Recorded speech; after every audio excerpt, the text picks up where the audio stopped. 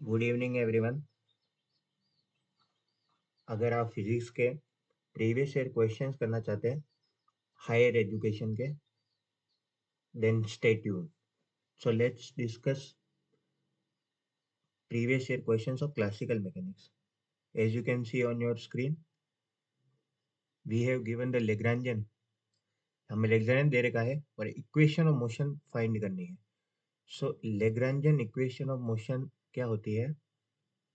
del L upon del Q dot d by dt minus del L upon del Q is equal to 0.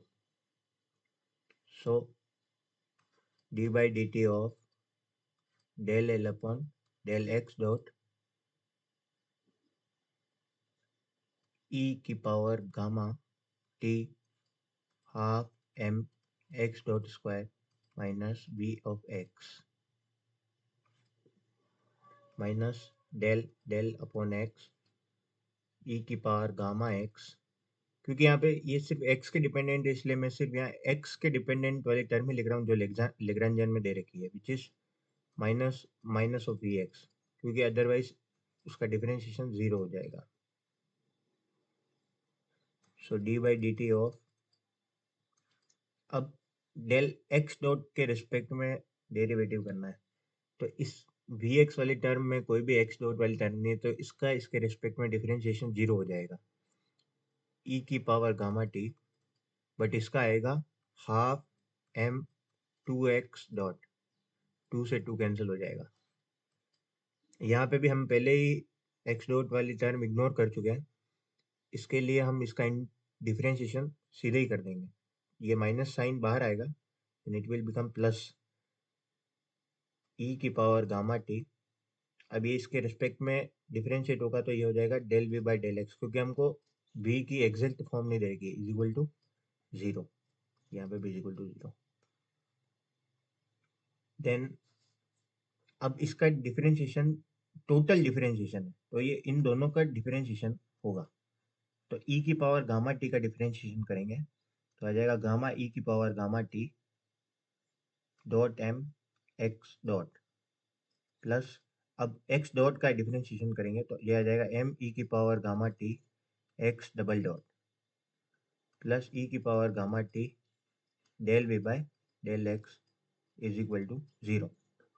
E की power E to the power gamma T सारी terms में है, तो हम उसको common ले लेंगे, e की power gamma t gamma m x dot plus m x double dot plus del we by del x is equal to 0।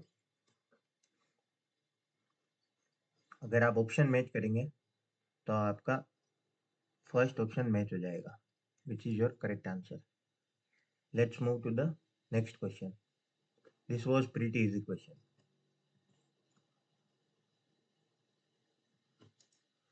A particle of unit mass, this is given.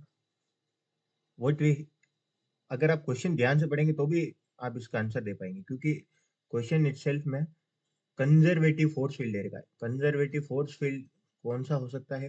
Conservative force field को central force, I am sorry, central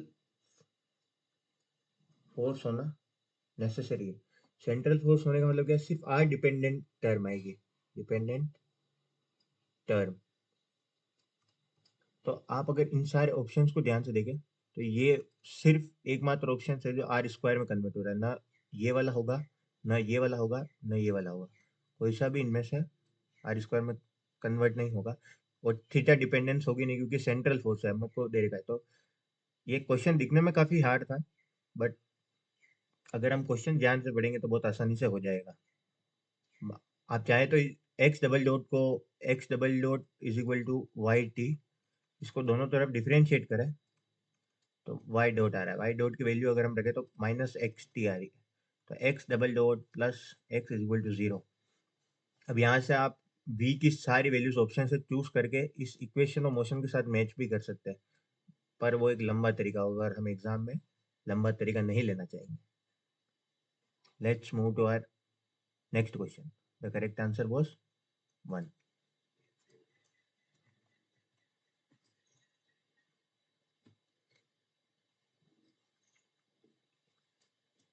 this is a good question. हमको Lagrangian दे रखा है और polar coordinate में canonical momentum निकालना है। So we know that canonical momentum is equal to dl by dr dot. हमको सिर्फ इसको कार्टेशियन से पोलर में कन्वर्ट करना है, आर और थीटा वाले फॉर्म में कन्वर्ट करना है। सो बेसिकली पोलर कोऑर्डिनेट क्या होता है? ये थीटा, ये आर, और कार्टेशियन कोऑर्डिनेट होता है x comma y. So r square is equal to x square plus y square, Pythagoras theorem से। सो this whole will become r square, sorry, this whole will become r square। But हमको यहाँ पे r dot की explicit dependence वाली term चाहिए, मतलब ये वाली टर्म तो हमारे यूज की, ये वाली टर्म हमारे यूज की नहीं है। अब हमको देखना पड़ेगा कि x डॉट और y डॉट क्या होता है। सो अगर हम इसमें ट्रिग्नोमेट्री यूज करें तो ये आ जाएगा x is equal to r cos theta, y is equal to r sine theta. Basic information है। x डॉट करेंगे तो ये आ जाएगा r dot cos theta plus, plus नहीं आएगा क्योंकि cos थीटा का इस बार हम डिफरेंशिएशन करेंगे, तो r sine theta theta dot. और सिमिलरली अगर हम y डॉट निकालेंगे तो y डॉट आएगा r डॉट साइन थीटा, इस बार प्लस आएगा क्योंकि साइन थीटा का cos थीटा प्लस का डिफरेंशिएशन प्लस का cos थीटा ही होता है। नाउ अगर हम इन सभी को इस लेग्रांजियन में पुट करेंगे तो ये आ जाएगा r dot cos theta minus r sine theta theta dot multiplied by r dot sine theta plus r cos theta theta dot minus, इसको हम इग्नोर कर देंगे सेकंड वाली टर्म को, क्योंकि ये सिर्फ r स्क्वायर के डिपेंडेंट है और हमको r डॉट के स्क्वायर डिपेंडेंट टर्म चाहिए। So let's open this, r dot का square cos theta sin theta minus r dot r cos square theta theta dot minus r dot sin square theta theta dot.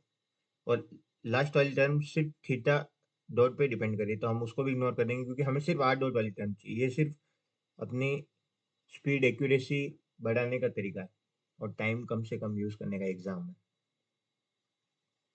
So now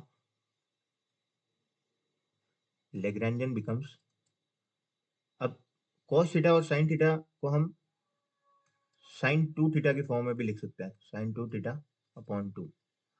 और इसमें से अगर हम r dot और theta dot common ले लें तो cos square theta minus sin square theta बचेगा which is cos 2 theta. Now if we find PR is equal to del L upon del R dot, which is conjugate momentum, then we will find sin 2 theta upon 2 R dot square का 2 R dot हो जाएगा minus, यहाँ से सिर्फ R dot का ही होगा, बाकी किसी का भी नहीं होगा क्योंकि पार्शियल डेरिवेटिव है cos 2 थीटा।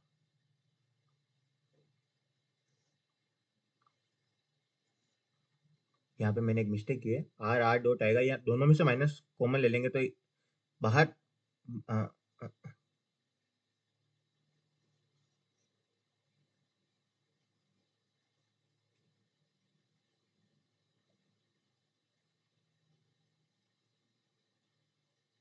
ये 2 से 2 कैंसिल हो जाएगा, then r dot sine 2 theta minus r theta dot cos 2 theta, ये वाली टर्म आ जाएगी which is no answer is matching because I have made some mistake।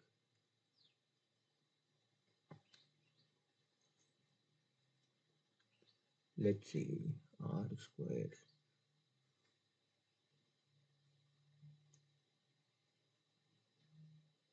यहाँ पर एक प्लस आएगा क्योंकि ये प्लस का है, ये इस प्लस वाले के साथ अगर मल्टीप्लाई होगा तो यहाँ पे प्लस का आना चाहिए, मैंने इसको गलती से माइनस का कर दिया था, दैट्स वाई यहाँ पे भी प्लस आएगा। और cos 2 theta is equal to cos square theta minus sine square theta. So अगर यहाँ प्लस आएगा तो यहाँ हमारे लास्ट आंसर में प्लस आएगा, which is your fourth option, which is correct. Let's move to the next question. This is a pretty long question.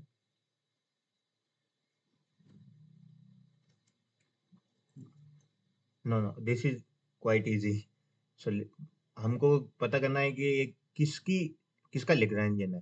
सो इसको पता करने का सबसे अच्छा तरीका है कि हम एल ई एम लिखें, यानी कि लेग्रांजियन इक्वेशन ऑफ मोशन। तो हम अगर वो लिखेंगे तो क्या आएगा, डेल एल अपना, सॉरी पार्शियल नहीं, कंप्लीट डेरिवेटिव आएगा, d y d T of del l upon del x dot minus del l upon del x is equal to zero. Now d by D T of del l upon del x dot वाली term ये दोनों है। So first वाली term का हम जानते हैं, ये हो जाएगा m x dot minus second वाली का होगा एक्स डॉट के रिस्पेक्ट में, इसलिए एक्स ऐसे ही रेट छूट जाएगा, minus del l upon del x, x के रिस्पेक्ट में करेंगे तो ये दो टर्म का होगा, इसका और इसका, ये वाली टर्म दोनों में कॉमन है, इसका होगा माइनस के एक्स क्योंकि आगे माइनस है, माइनस के x dot T is equal to zero, sorry K x dot is equal to zero. So now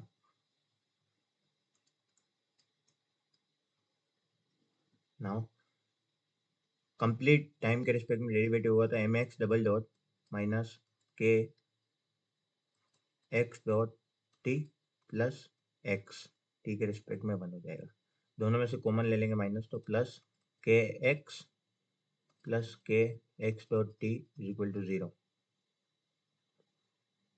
now as you can see m x double dot minus के x dot minus के x plus k x plus x dot is equal to zero, तो सारी terms cancel हो जाएंगी। On m x double dot सिर्फ बच जाएगा which is equal to zero, which is f is equal to zero. Force zero होता है सिर्फ फ्री पार्टिकल के लिए, सो ये लेग्रांजियन सिर्फ फ्री पार्टिकल का हो सकता है। Let's move to the next question.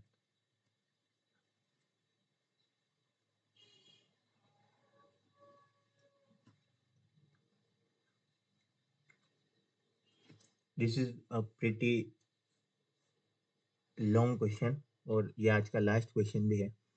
इसमें हमको दो पैराबोलिक कोऑर्डिनेट्स में एक्स यानी कार्टेशियन कोऑर्डिनेट्स और पैराबोलिक कोऑर्डिनेट्स के बीच में रिलेशन दे रखा है और लेग्रांजियन पूछ रखा है सिंपल हार्मोनिक ऑसिलेटर का। So first we will write Lagrangian of simple harmonic oscillator in Cartesian coordinate mx dot का स्क्वायर प्लस y डॉट का स्क्वायर माइनस हाफ के x का स्क्वायर प्लस y का स्क्वायर, सॉरी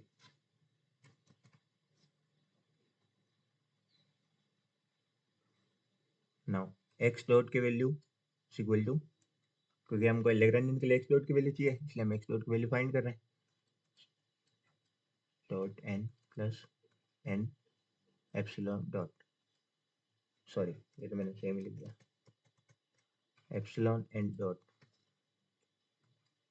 y डॉट का square equal to epsilon epsilon dot minus n dot, क्योंकि two cancel हो जाएगा। This is a long question, that's why I am skipping some steps. Now, if we put these all values in the formula for Lagrangian, L is equal to half m epsilon dot n plus epsilon n dot square plus epsilon dot minus N dot इसका square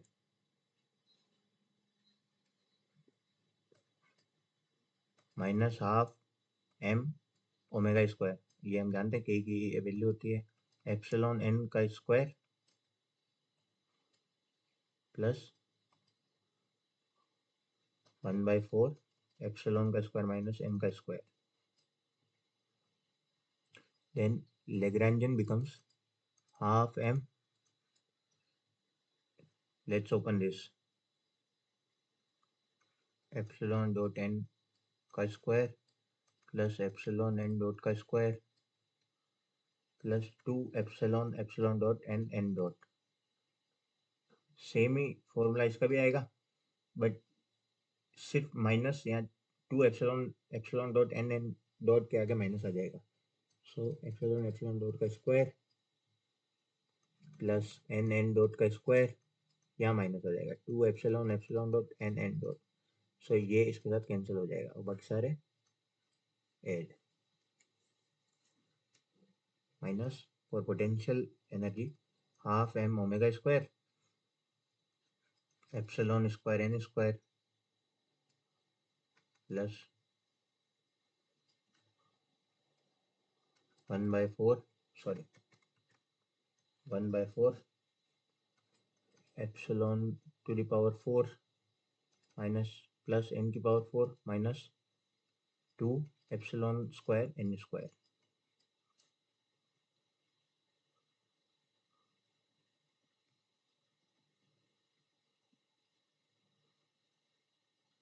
Sorry, there is some space constraint, that's why this all is happening. Now if we solve Lagrangian, then let's take half m common from both kinetic energy and potential energy. Now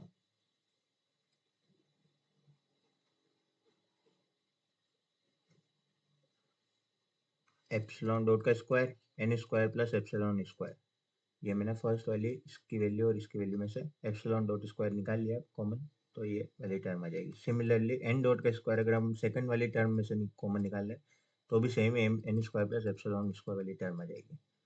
now अगर थोड़ा time constant है इसकी वजह से, अगर आप इसको और इस पूरी चीज को सॉल्व करेंगे तो this will come out to be epsilon square plus n square का स्क्वायर आ जाएगा. यहाँ पे आप ये सॉल्व करके देख लीजिएगा. L is equal to half m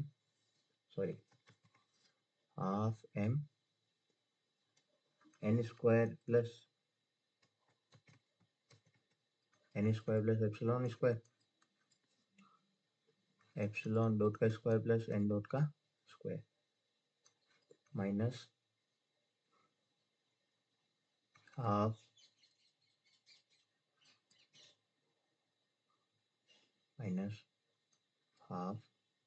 यहाँ पे डिवाइड में 2 भी आ जाएगा. Half m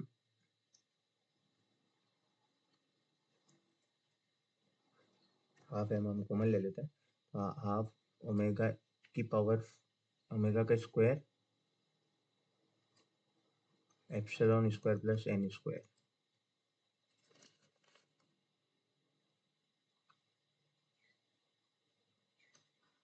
So which is your